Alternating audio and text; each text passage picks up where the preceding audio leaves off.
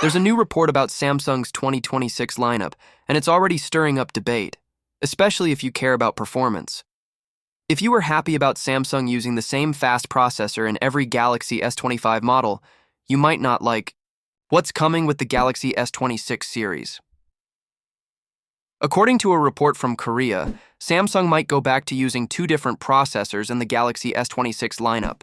That means while the Galaxy S26 Ultra could keep the Snapdragon 8 Elite Gen 2 everywhere in the world, the regular Galaxy S26 and S26 Plus might get split versions. In countries like the United States, Korea, China, and Japan, the regular Galaxy S26 phones would still get the Snapdragon chip. But in Europe and other global markets, Samsung may switch back to using their own Exynos 2600 processor. That's a move many users hoped Samsung had left behind for good.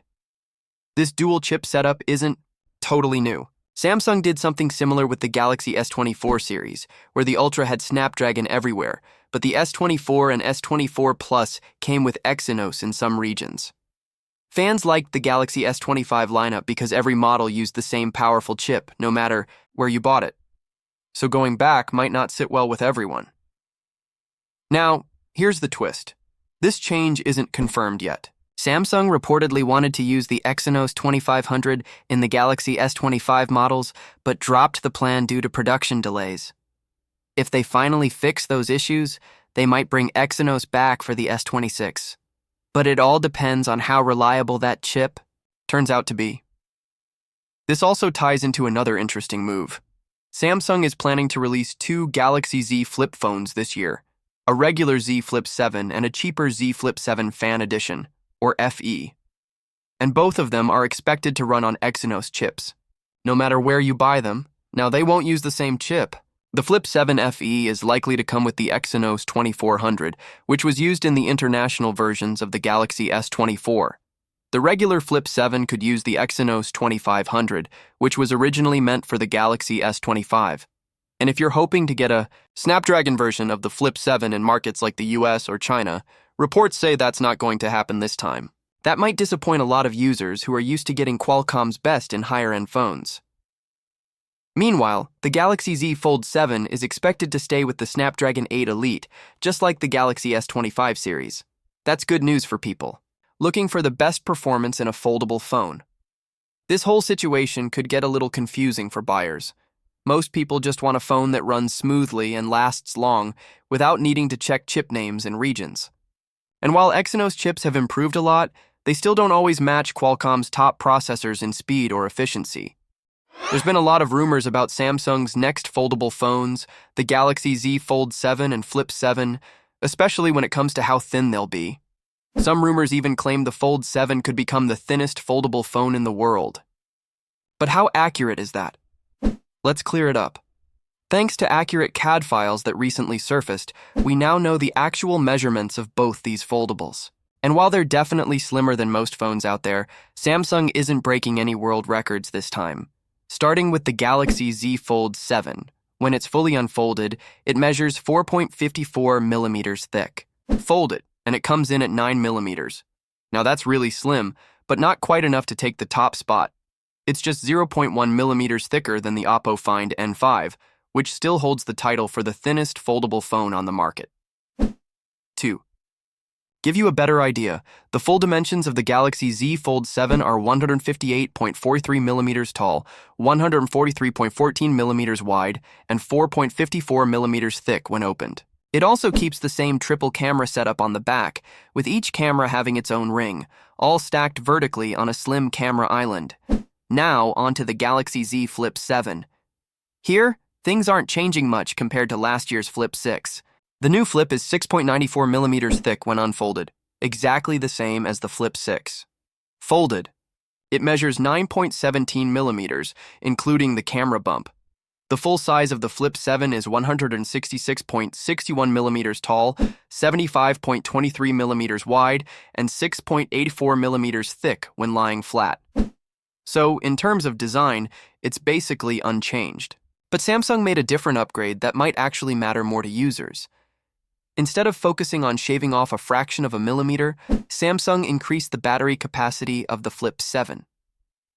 It now comes with a 4300 mAh battery, which is 300 mAh more than the Flip 6. That's a smart move, especially since battery life has always been a concern for Flip-style foldables.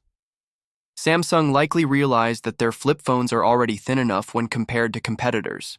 So instead of chasing thinness, they're giving users better battery life, which is something people actually care about. As for the Fold 7, while it might not be the thinnest foldable ever, it's still shaping up to be one of the most compact and powerful devices in this category. Combined with a large 8.2-inch inner screen, improved build, and possibly a Snapdragon 8 Elite chip, it should still stand out in the foldable space. So, to answer the big question, how thin are the Galaxy Z Fold 7 and Flip 7? Pretty thin, but not the thinnest ever. And that's totally fine, because Samsung seems to be balancing design and practicality instead of just chasing headlines. Thanks for watching. If you found this helpful, like this video and subscribe to our channel for more updates on Samsung's foldables and everything else in the tech world. Is the Galaxy S26 going to be worse in Europe? Well, if the latest leaks are true, that might just be the case. Samsung could be bringing back one of its most controversial decisions, using different chips for different regions. And if you're in Europe, you might be getting the short end of the stick. Earlier this year, Samsung used only Qualcomm chips across the entire Galaxy S25 lineup. The powerful Snapdragon 8 Gen 3 was in every model, in every country. That was a big deal because it meant everyone got the same performance and battery life, no matter where they lived. But now, reports are saying that with the Galaxy S26, Samsung might not stick to that strategy.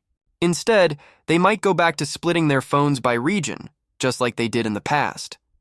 According to several reliable sources online, Europe may get the Galaxy S26 with Samsung's new Exynos 2600 chip, while other markets like the US and Asia will get the Snapdragon 8 Gen 4. And this is where the concern comes in. This wouldn't be the first time Samsung has done this. Back in 2022, the Galaxy S22 series had the Exynos 2200 in Europe, while other regions got the Snapdragon 8 Gen 1. The problem? The Exynos version didn't perform as well. It was slower, had lower graphics performance, and didn't manage heat or battery as efficiently. That led to a lot of user complaints, especially in Europe. People felt like they were paying the same price but getting a worse product. Samsung seemed to listen after that. The Galaxy S23 used Snapdragon chips worldwide, and even the Galaxy S25 this year followed that all-Snapdragon approach again.